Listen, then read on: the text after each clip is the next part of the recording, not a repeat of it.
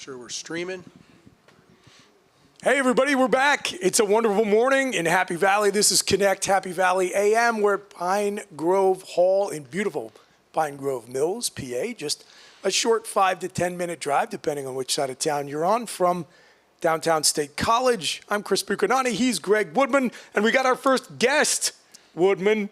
A major milestone in the auspicious history of this young show. General Manager of Central Pennsylvania for Spotlight, PA, David Atbruzzetzi, my fellow Mount Nittany Conservancy board member. Welcome. Thanks for having me on the program. Welcome, David. Honored to be guest number one. Setting the bar very high today. So you, Dave, were fake guest number one, and now you're real guest number one, because before we put this thing on the air, we did some practice runs. Nevertheless, still ran into a few technical snafus in episodes 1 and 2. But you came in to be a pretend guest, and now you're a real one. So thank you. I must have done okay. I mean, did so good in the trial run. You had to have me back for the real cheese. So I'm happy to be cheesing on this Friday, even though I didn't actually technically cheese at the cheese shop, which I should be reprimanded for. Indeed, yeah. I had to kind of blow in and blow out today, so I think Bill was a little sad that I did not get to stick around too much. But I did get my Mexican organic to get going with the caffeine. Good man. I want to remind everybody that you can go to connecthappyvalley.com and sign up for their monthly, I keep saying that, weekly newsletter. I should have had one more cup of coffee from Bill. Really, just a great way to stay connected. Number one, with a curated list of some of the best events and happenings all around Happy Valley each week. And I think some really good, thoughtful commentary on the community and the issues facing State College and college towns, higher education, which is obviously an industry near and dear to our hearts. And you can also visit pinegrovehall.com to see the incredible array of events that happen here on a near nightly basis. Check out their seasonal menu, book your reservation, pinegrovehall.com. So happy to be here every Monday through Friday, 9 to 10 a.m. on the Connect Happy Valley YouTube channel, bringing you your little slice of paradise. David, I mentioned you're general manager for Spotlight, PA. Let's roll right into it. Tell us a little bit about what you do and what it's all about. Okay. Before we begin, I have to ask something. I think you've already answered the question. Shoot. Are we breaking the third wall occasionally? Maybe when we're talking to the audience, we're breaking that third wall, looking into the camera.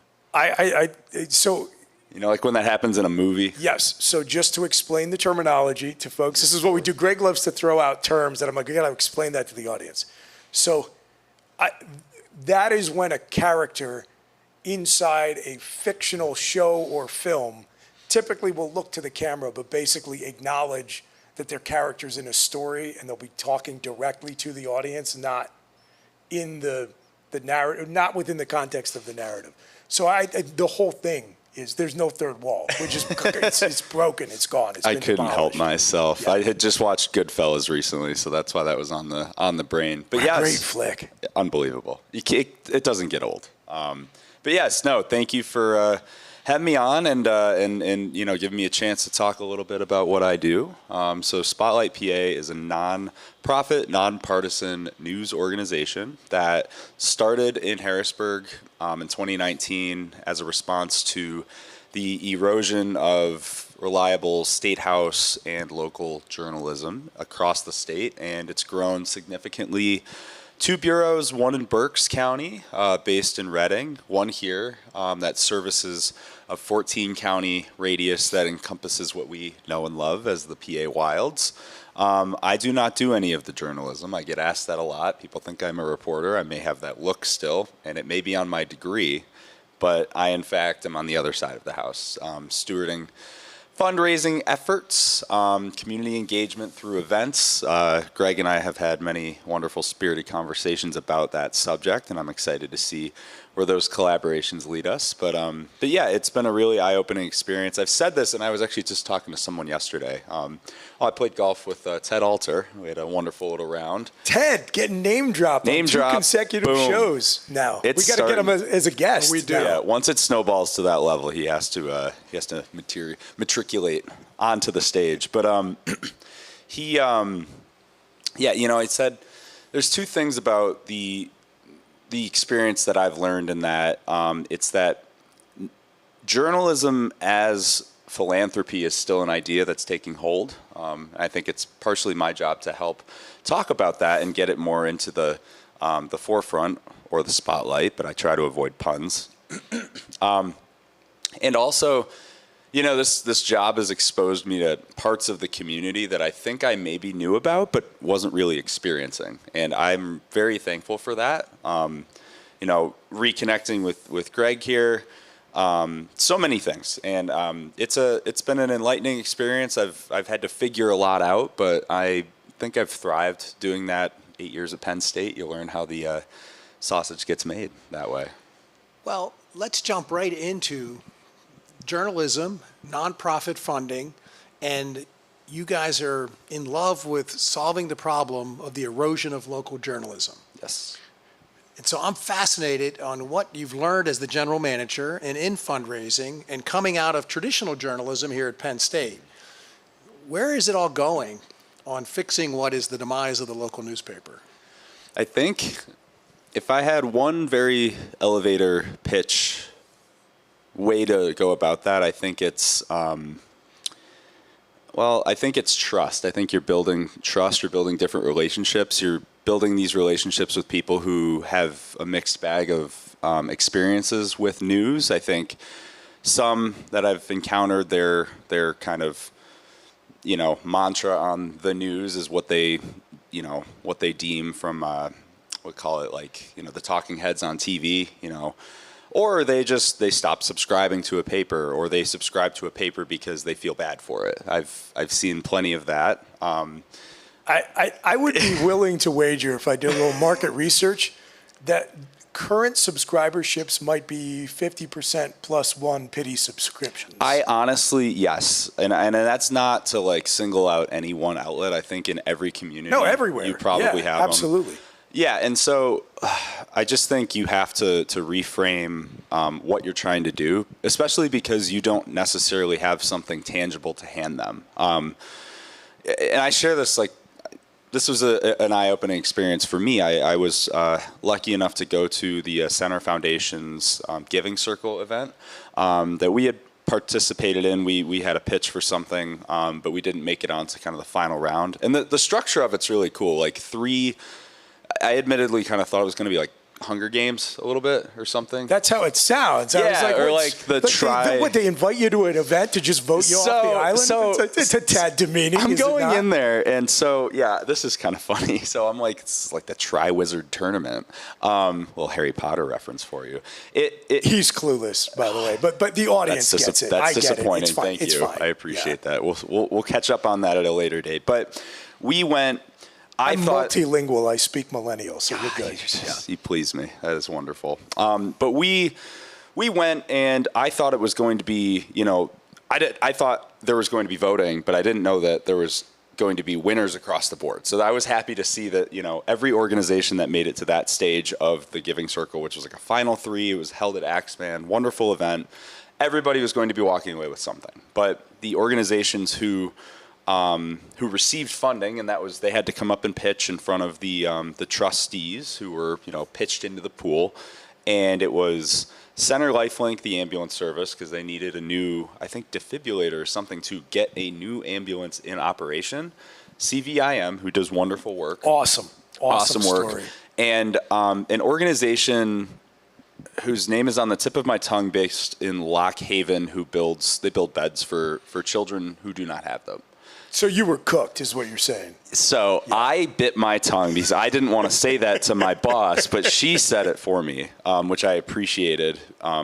Just because, I'm sitting and watching. Hey, we're up against sick people and poor kids. I think we're going to be on the outside looking in. Well, and so we didn't even have an opportunity to pitch. I was just invited to see the process, but I was like, even if I sneak in, it's like when Washington played Alabama, what was that, 2016? Just destroyed, No chance. By the way, Penn State should have been in that playoff over Washington, but that was let's 2017. Not get derailed. Oh, yeah. East Lansing still lingers on the brain. But all of that to say, I know, I'm sorry, I've awoken bad feelings. all of that to say, okay, these things are tangible. These things are very tangible. You can directly see where the support is going. I think the services that Spotlight PA provides for communities across Pennsylvania and especially here are evident, but they're not as directly tangible. So that's kind of the transition I'm trying to work on. So there's a lot of value judgments going on, from a donor to the Center Foundation distributing money to either the Center Volunteers in Medicine or to the Spotlight vision and mission, which is to save the fourth estate at the local level. Yes. So how'd you fare? I mean, I don't know how we placed, but we didn't place in the top 3. So I had pitched, a new newsletter to kind of highlight different. I was trying to get creative in how do I, knowing I don't have something tangible, but knowing I could do something good. But the variable, I think the one very big variable is people's perceptions of what we're trying to do, of what it is.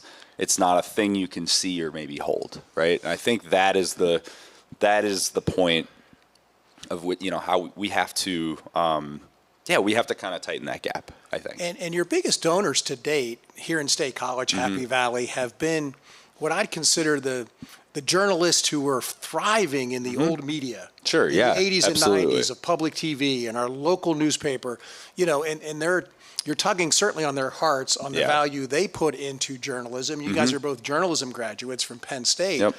So I always ask, where's the puck going? Is it going to be nonprofits going to save local news? And I'd love to hear Chris's part on the history of local news and its viability into a local newspaper even back in the 60s and 70s and how it got funded then. I would say it has to be, I think, because What does that mean, it has to be? I think it has to be the nonprofit model, because unless there is a paradigm shift with the traditional model, and I just think much like NIL, much like things we see in college sports, the cat's out of the bag, so to speak. The ownership consolidation, I think, is really what has caused a lot of these issues. A lot of the gutting of newsrooms, shrinking of coverage. Even honestly, even when The Athletic, which I thought was a good answer. To sports journalism? But like a different model, I think, under the same umbrella as the original, but with a different aim to provide different sort of work that's like markedly different than what was being offered in other spaces. When they started cutting things, they cut the Penn State football reporter. It's shocking to still kind of see that. So I also think it's a tough answer no matter which way you slice the tomato or the onion or whichever vegetable you're happening to be slicing, because it's just one, the nonprofit model requires that large scale buy-in, which we're seeing at levels, both with foundations and with, people and readers. But there is more to be done to ensure sustainability long-term, and that needle's going to have to shift. Probably less foundation, more reader, donor model. But so I think it's also very subjective. It's dependent on where and what, an organization is doing. But I know that Spotlight PA has aims to grow its coverage range, increase what's happening in Harrisburg, be able to place a reporter in another community within the state. The needle's going to have to shift. So ultimately, and then we'll go to you, Chris, on the history of news in media and how it was funded. But ultimately, the donor is paying for journalists, the employees of journalists, to go out and get the scoop, to get the story. Fourth Estate, truth to power, democracy, Ted Alter, the hallmark of democracy. And so the nonprofit way is the reader has to fund it. Yep. Chris, the history of the newspaper and in its demise. Or philanthropy. Grants, individual donors, funds, foundations. David, I'm glad you came on to be a guest, because I knew you would provide grist for what we hope is going to be the mill of Connect Happy Valley A.M., which is great, engaging conversations about ideas that also touch into our lives here in Happy Valley.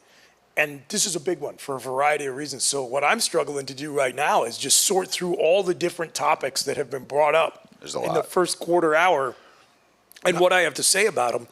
before we get too far downstream, I do want to mention CVIM came up. And one of the things that we are making central to Connect Happy Valley, and specifically this program, which you can find live on the Connect Happy Valley YouTube channel, 9 to 10 a.m. Monday through Friday, is helping this community hear its story told back to it in a way that can help the people who live here and the people who might want to come here for a day or forever to appreciate all it has to offer. The story of Center Volunteers in Medicine, what it does, how it got started, is one of the great narratives of the Nittany Valley. So I look forward to being able to tell that story in greater depth sometime in the future here on this show. But going back to the topic of journalism and Spotlight PA, I just want to pump the brakes for a second and go back and just make sure folks understand what it is that Spotlight is doing and how that is distinct from the traditional model of what journalism was and how they've tried to pick up that baton and modernize it. For the way the marketplace has changed, which you just acknowledged when you said probably the only path forward is nonprofit. And it's that in a different era, which is further and further into the rear view with each passing day, there were levels to the production and provision of news. And it began at the grassroots level with your local community newspaper that would actually have human beings who would go and do things like attend municipal council and school board meetings and cover what was happening at the county level of government and write news stories about that so people could stay informed about their community. You just hit real quick that municipal coverage, that things like that, everything that encompasses like a civically engaged community is the sort of linchpin that, our donors point to and say, we are missing that, Sure. But it's been interesting to see as, different topics sift through, like that one remains to be, even if it's small, even if nothing comes of 2 months of meetings, people know how its local government is functioning. And there is something so valuable to that. So I appreciate you mentioning I don't think there's ever been that. a time to be a grifter or a crook in local government because you can probably get away with murder because practically no one's watching. Right, exactly. Unless you happen to live in Muncie Township, PA. Google that and you will find some amazing YouTube videos. Shout out to Kevin Horn for putting that on my radar. But the point is that level of coverage has entirely disappeared from the news ecosystem. If I could real quick too, what you said there, no one's watching it, and then people are surprised when things are enacted and this, things become law, right? And they're like, this is a terrible thing. Okay, well, it started here. It started, locally. It started at the state level. There used to be a watchdog mechanism that could put that on folks' radar early. Now, let's not romanticize it. There was never a critical mass of people who were concerned about what was happening in the township council meeting. In fact, our mutual friend, president of the Mount Nittany Conservancy, Tom Shakely, pointed something out to me a long time ago that I've never forgotten. And he said, in many ways, lack of engagement in and attention paid to local government is a sign of the health of that institution, because our municipal governments are supposed to take care of, almost invisibly, the services and functions that allow our communities to seamlessly operate and just kind of do that in the background.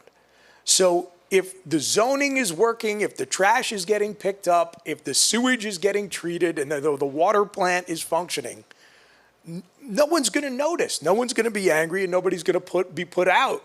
So if there's attention being paid to what's happening in the borough council meeting, it probably means that somewhere along the way somebody screwed something up.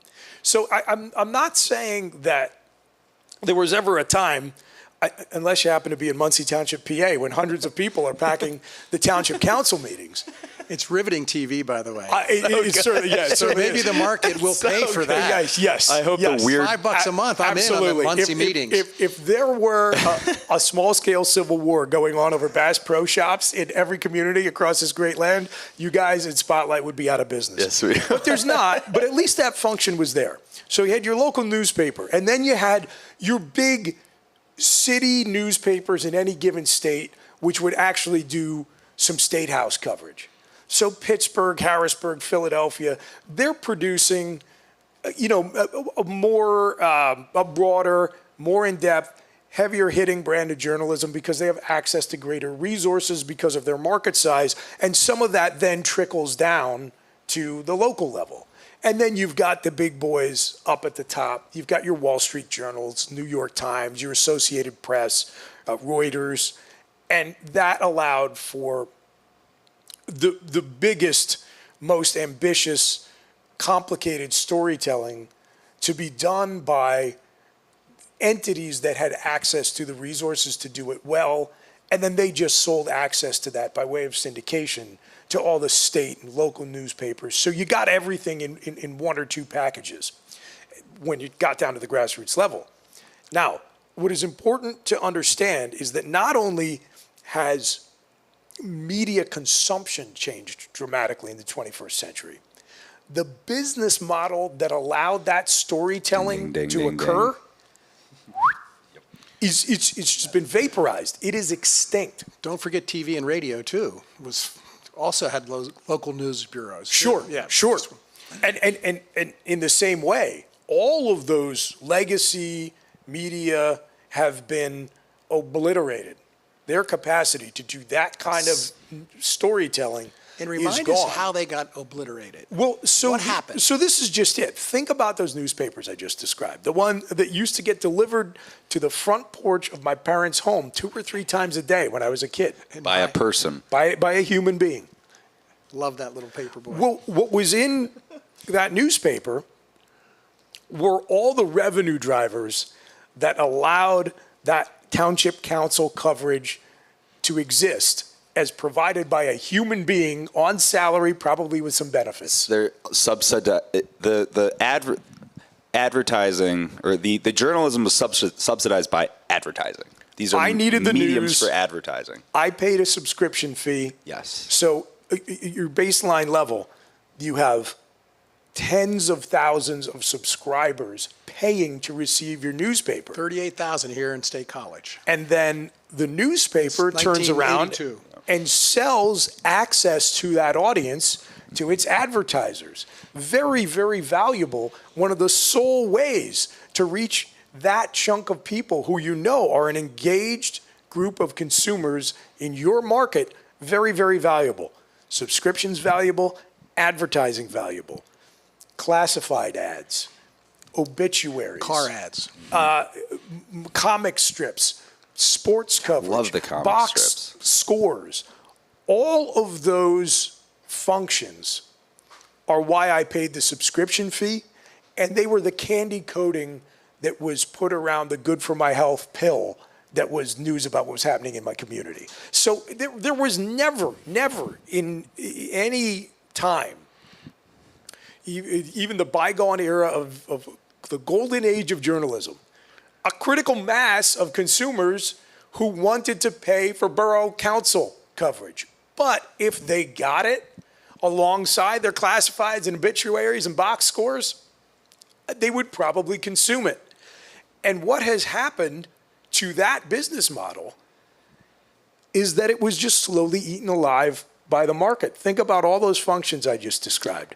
They have now been stripped out of that one centralized location, the newspaper, and they've been each dropped into a unique vertical, usually backstopped by a multi-billion-dollar international corporation like Meta or Netflix or Google or Amazon. And they can do that function. Classified ads, a great job, a great example. Greg, you and I have been having a lot of fun on Facebook Marketplace, helping with an office downsizing. They can do it better, more efficiently, and now that source of revenue and value to the subscriber is out of the newspaper. And so what's left at the end is this legacy institution that is learning that the consumer is not going to pay them to have humans go to borough council meetings.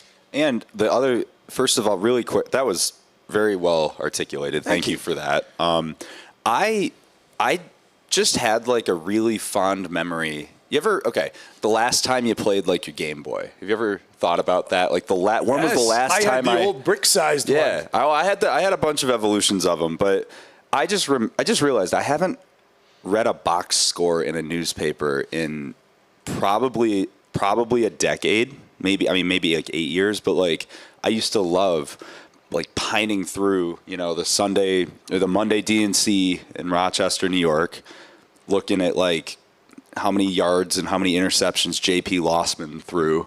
Usually more interceptions than touchdowns. Yeah, not a good completion percentage. He is, I think, like on track to become an offensive coordinator. I think he's like at Oklahoma State. He's like fast tracking. So keep an eye out for our boy JP Lossman.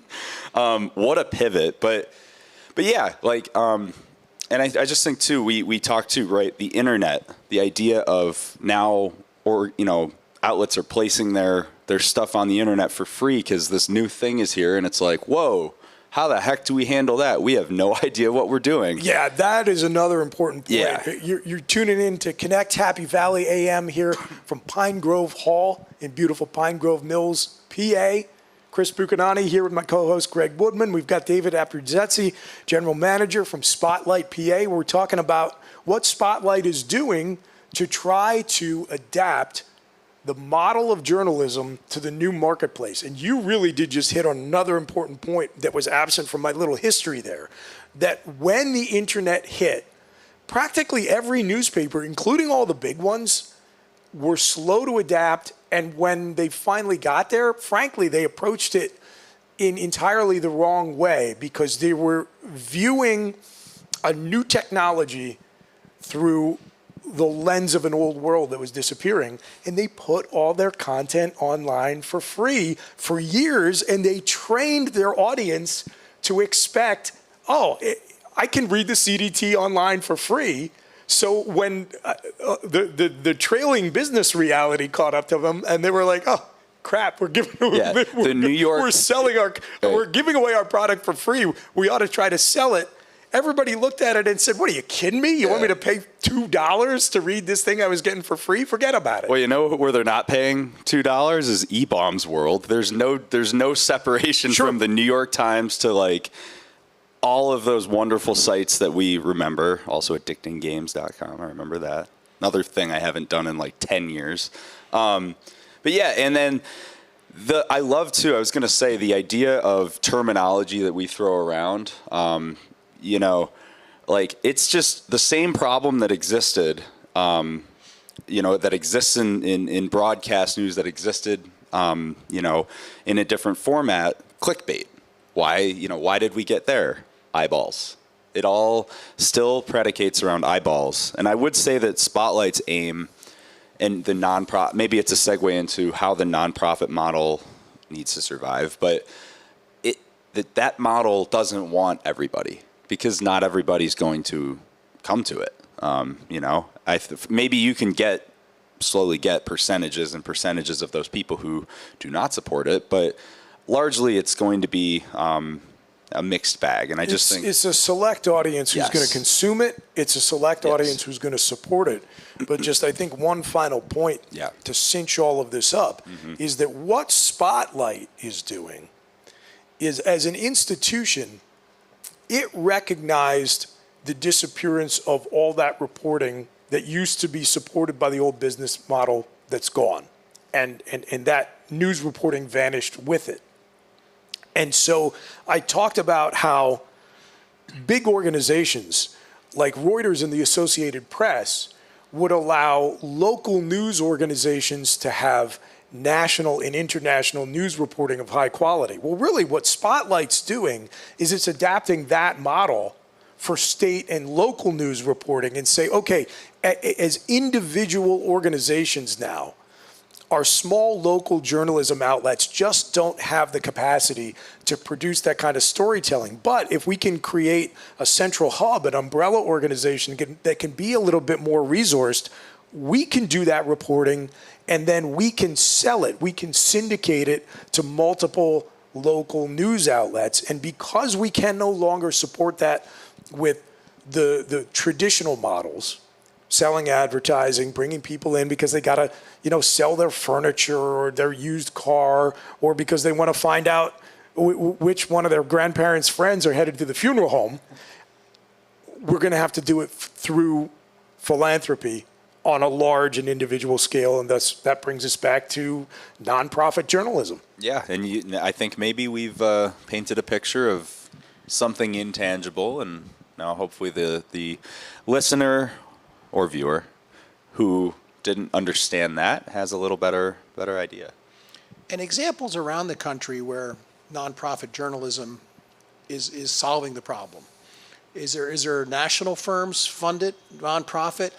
And I go back to the arts, historical, and how we funded the arts. So we're moving journalism into funding like we did for the arts, the fine arts. Yeah, or like NPR. The affluent people should support through philanthropy that we want to cover the local borough council meeting. We want to cover why the school board and state college just raised taxes again. And we want to have a reporter sent in there with our donations, because that's important to our decision making on living here, or moving here, or attracting our children to move back here. Yeah. I mean, nationally, I think I don't know how similar it is to how, public radio is, well, actually, maybe now that's the new reality for public radio, is facing the reality that the print side, the other side of the house has been experiencing, because I'm not diving into that, but the support at various levels for public radio is now different and now more reliant on the individuals. As someone who listens to 91.5 in my car a lot, and it's been an uptick, and we need your support. And I think something we've talked about that I don't want to spiral into too far unless we do is just like, there has to be a better way, and I think there's a good start of trying to tie all of these organizations in a community together who are trying to pull on the same oar with, WPSU, for example, or really any of the outlets. Put Connect Happy Valley. And I think doing things like this, we want to be the signal and the noise, and Yep. it's just fascinating to me Yep. that we're broadcasting and streaming live through YouTube. Yeah. At no cost to us. And my son in Scottsdale, Arizona, and his wife and my grandson are tuned in.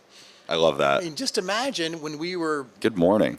coming out of Penn State, this would be like the Jetsons, Yeah. We couldn't even imagine that this would happen. Cool, You had a... Well, it's like I said on the first show, Greg. Crazy. Access to media and the ability to become a broadcaster has become so democratized. The bar has fallen so low that you and I can now have a live show. But it does point to exactly the struggle at the heart of everything we've discussed here with David and Spotlight PA, is that it highlights two other issues that are creating intense downward pressure on these business operations.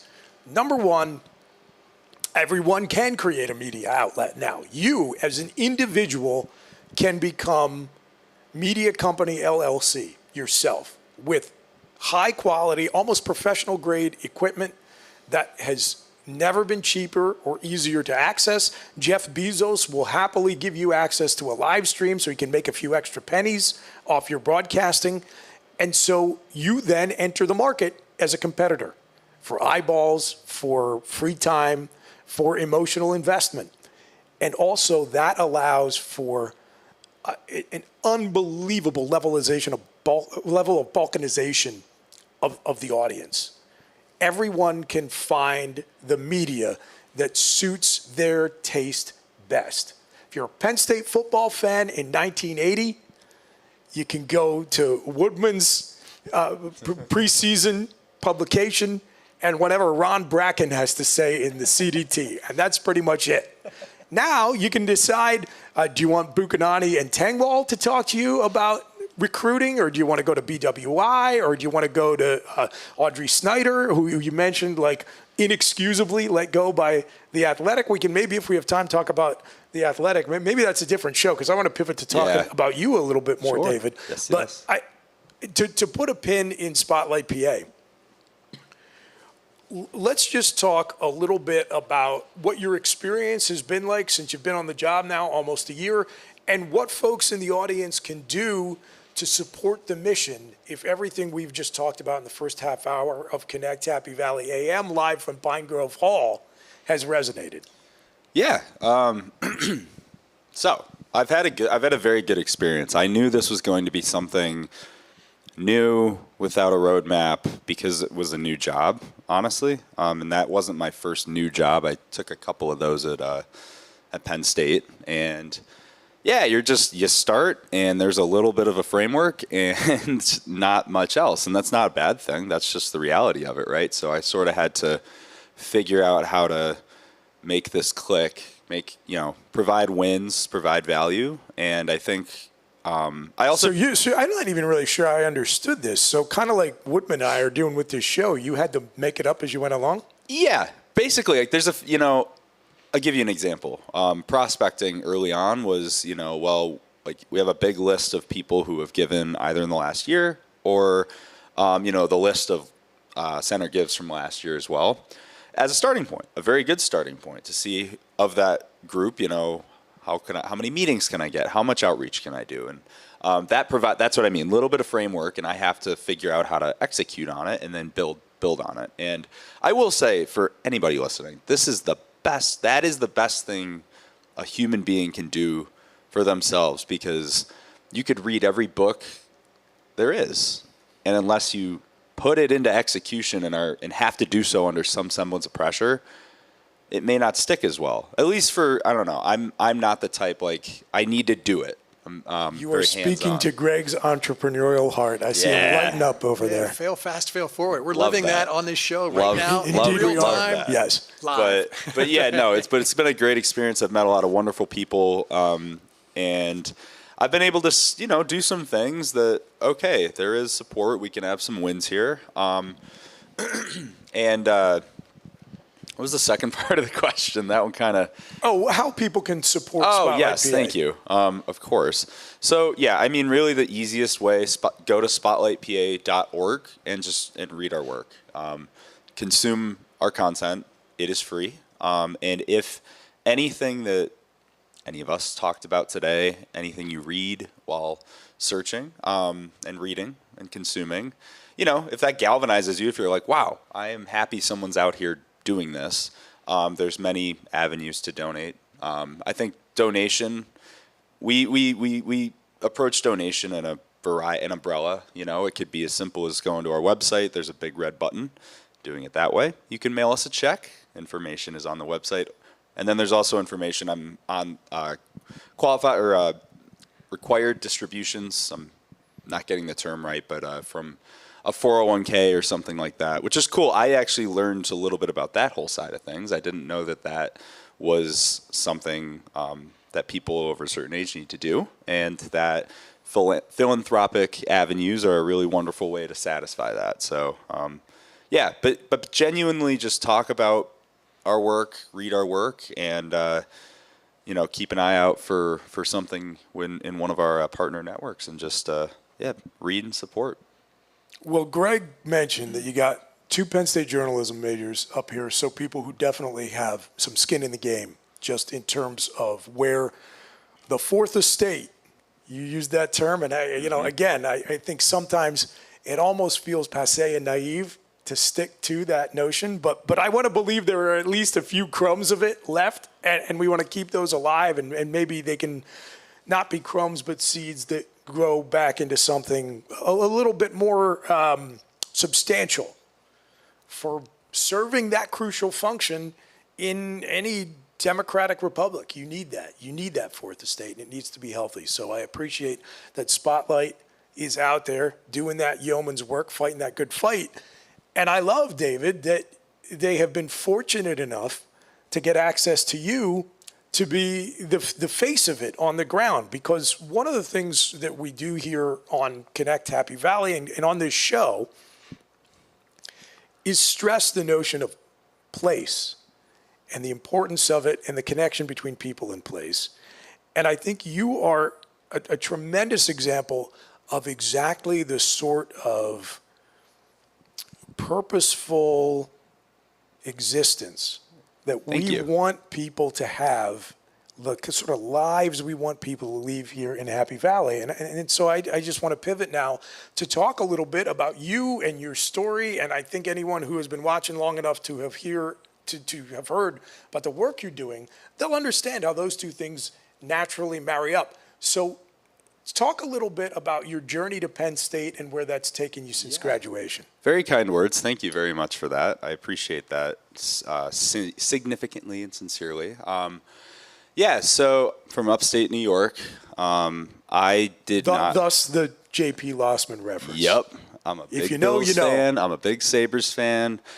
I grew up skiing, golfing, doing all the things that you do where you you see the four seasons in every way, shape, and form. So you must learn to be adaptable to that, which means you take up skiing in the winter because I don't know what else you're going to do. And I didn't really have a connection to Penn State, honestly. I had a friend in high school and like middle school who I just knew him as a Penn State fan. I knew about like certain players, like Daryl Clark or Graham Zug.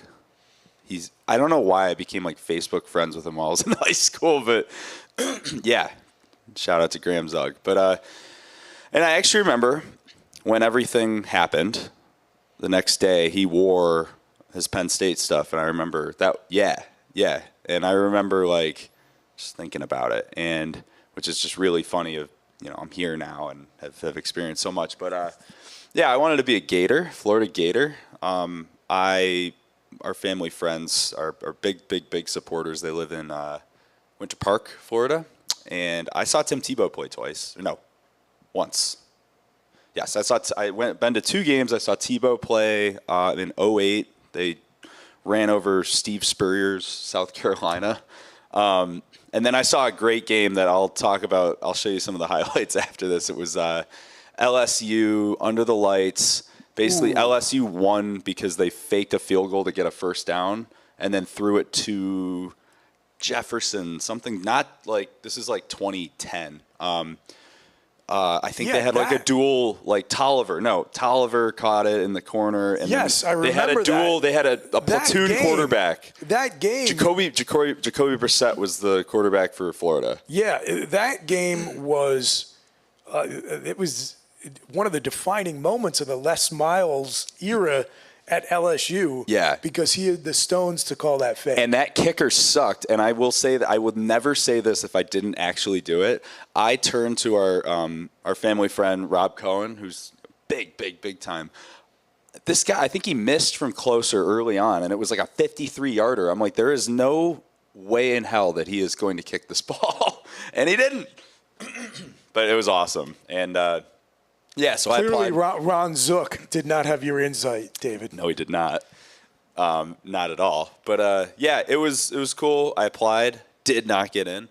I remember touring Florida State while we were down there for something else. I think we were just on vacation. I learned about the Penn State Pro Golf Management Program, yes. PGM. Yep. Florida State also has a pretty big program.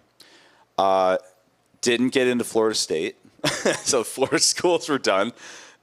And then I think I got into Clemson, and then I got in here through that program.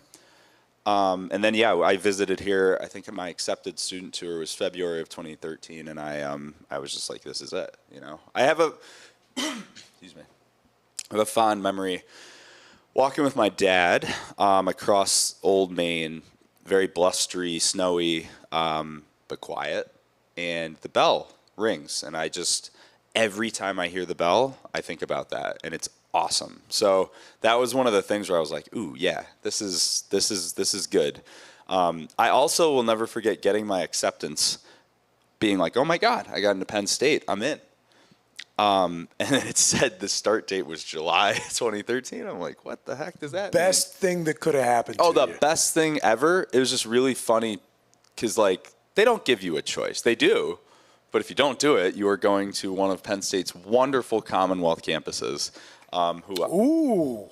Yeah, I didn't. You're going with I a didn't hard C there, huh? You're not going Wait. to do the branch. No, I didn't be him. This is a branch campus Oh, safe okay. environment. That's good. Yes. All right. Well, we're gonna let the branches fly. I'm so OG. I still like to call them satellite campuses. I like that. That's a good term. That's practically That's a a good slur term. at this point. But we're gonna split the difference and go branch. But sorry, go ahead. But yeah, I was like, if they're like, if you don't do this, you're going to Altoona. So I'm like, I don't want to do that. So I came here, knew nobody, and yeah, met a lot of people. Also important to the journey. I forget exactly when. I think it was that winter one. Ryan Beckler was my tour guide, my Lion ambassador, and Ryan Beckler at the time was the sports editor for Onward State. Dear friends with Kevin Horn. And Ryan hung back with me and talked with me and my dad like the whole time. Like, it was really cool. He totally bailed on the other Lion ambassador and was just kind of hanging out with me. And he fast-tracked me and got me in Onward State. I met Kevin and Bill DeFilippo that summer, and then I came into the fall, kind of knowing a little bit more. And I just was a terrible writer, and I wasn't doing enough as I should have been. Wasn't really volunteering for things. So Kevin and Bill called me in at some point, like late fall 13, to basically fire me, but I didn't know that. But I could kind of tell, right? And I came in with a bunch of ideas and stuff, and Kevin tells it to me now, where he's like, he looked at Bill and he's like, well, you do it, because I can't do that. And so they didn't. And then I got the message, and I don't know what. I just turned it around and was trying to do more. I was trying to put myself out there more, volunteer for stuff. And I ended up covering football, became the sports editor. I was the managing editor as part of like a triumvirate for a semester, but it counts. I sat in the seat. Yeah, and I lived 7 consecutive years in Penn State football's press box. So I am very thankful for that. I met so many great friends through Onward State, and that really helped define my experience. And and then after college, I needed a job, and I applied on campus. I applied to Penn State. I got a job in Old Main doing marketing communications. Everyone always asks, what does that mean? By the way, let me just point out that going from Onward crazy. State to working in Stratcom in Old Main is basically like I was the 8 p.m. desk reporter on Fox News, and now I'm working at MSNBC. Yes, it was a paradigm shift. Kudos to you, Thank you, David, for somehow managing to hornswoggle your way through that interview process. That it just mere guilt by association with Kevin was not disqualifying. It was worse. It's that lovable puppy dog quality that got you out of that meeting where he and DeFilippo were going to fire you, I think. It was worse for my interview with the athletic department. Much worse. Oh, let me tell you how much Jeff Nelson loved Kevin Horn. Well, he was leading the interview, so that was a tough one. But I was happy to be, David, very honored to be a reference for you for this Spotlight PA job. I appreciate that very much. I would never in a million years have done you the disservice of trying to be a reference for a job with athletics communications. I'm just happy, right time, right place. But the experience did help me understand how to navigate things that maybe you wish weren't in place, but guess what? They are, and they're not going away by wishing. I don't know. It helped me become okay. I have actually said this a lot. I went in with a ton of idealism, and I think every human being at every level, no matter what pursuit they are doing, has to have some of that, right? They have to. If you don't, that is a life without happiness or anything good. But you have to also have realism, and it has to your mix day in the perfectly. life of Happy Valley is only a slice of paradise if you have the wisdom and the eyes to see it. Yes, and I remember going into Old Main and I didn't know what to expect. How the heck could I, right? I just remember the foyer smelled like mulch over the summer, and it was very hot, and I didn't like that. And it's just an office It's kind of a crappy building to work in. Everybody thinks it's so sexy to have an office in Old Main. It might be one of the worst physical spaces to work on sucks. campus. That was the first behind the curtain in the Wizard of Oz moment where I'm like, oh, this just sucks. Like I can appreciate what it stands for and what the exterior is, but like it's just an office building. So yeah, but like I didn't know what to expect. And then I deal with a lot of internal bureaucracy in just the wildest of ways. So I went from there to the athletic department thinking, okay, it's not going to be there. And it was, and guess what? It was. That was the first, mark of like, okay, darn it, fool me once, shame on you. Fool me twice. You can't get fooled. You can't get fooled twice. Yeah. Now watch this drive. But when I went to the Alumni Association from the athletic department, I went in with the understanding that it is going to be there, and I need to adapt to that. Not defeatist, I'm not waving a white flag, but I need to, instead of 30 ideas that I want to push forward because they all sound great, let's pick 2 that I can get internal buy-in on, right? That summarized my full, one of the best things I learned working for Penn State. And some people don't like that, but in certain situations or certain, let's call them systems, that's how you have to operate. And yeah, so that was a good skill to learn. And I really, really love Penn State. No department, no wild bureaucracy could ever strip that from me. But it is a disgusting process of making sausage. It really is. But I'm thankful for it. The benefits are great.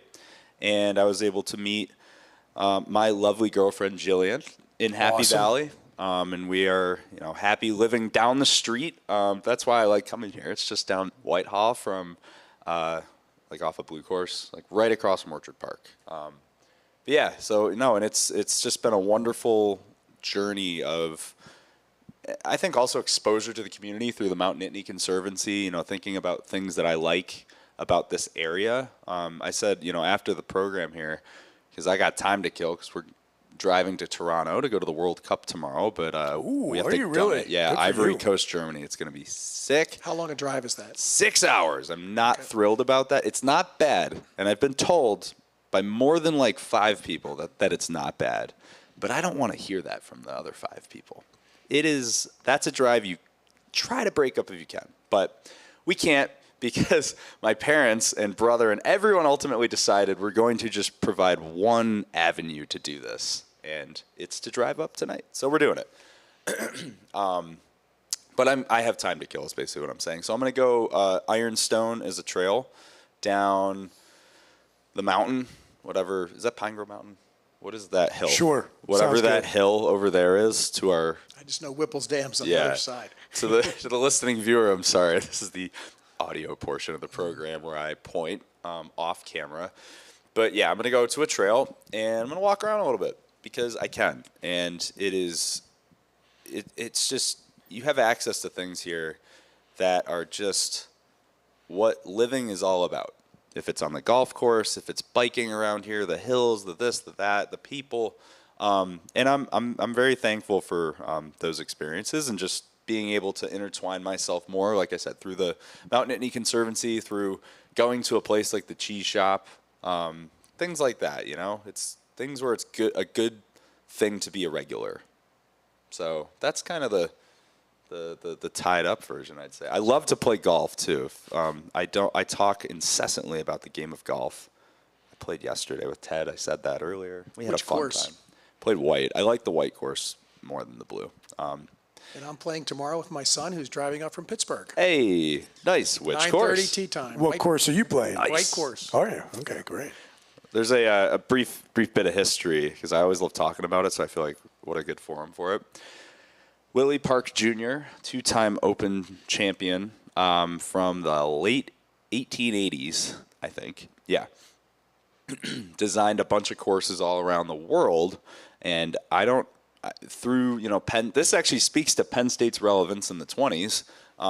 He came through town to build the original 9 on the white course, which now currently, if you play, is 6 through 13.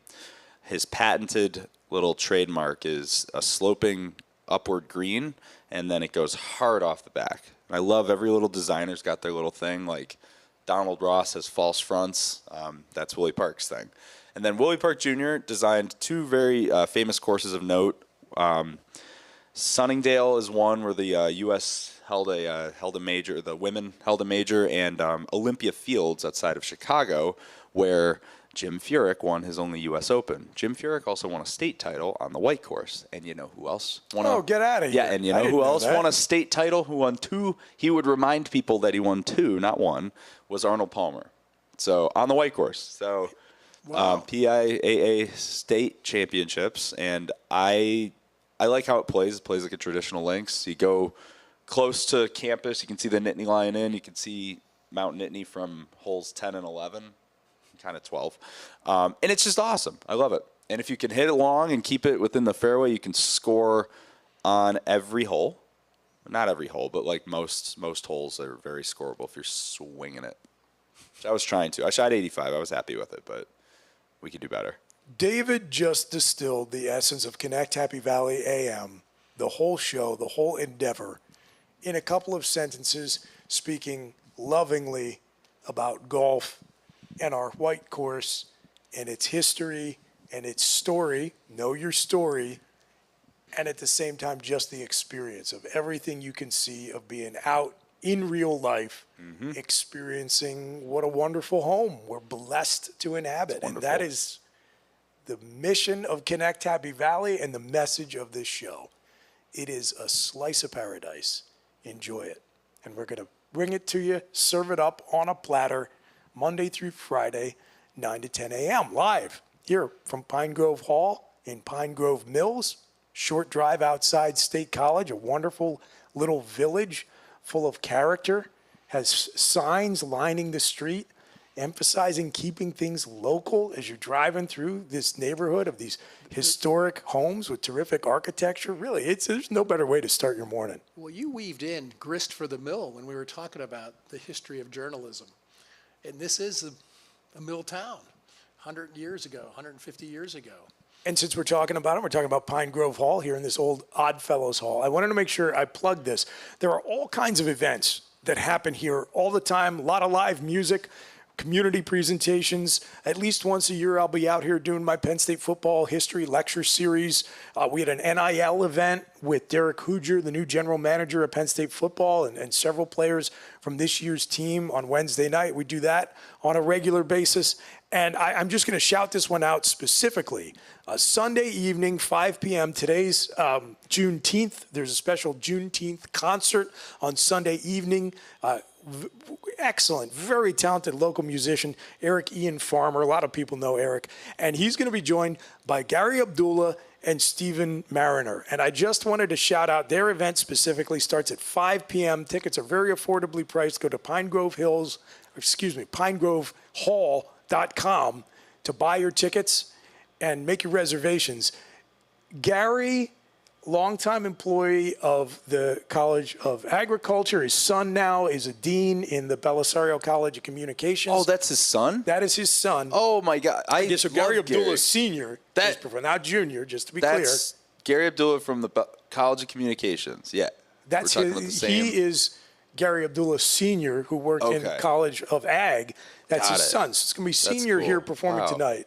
And Gary was one of a handful of folks who was really like a mentor figure for me as a student broadcaster, because I worked at the Lion when I was a student, and Gary was involved with WPSU and with the Lion.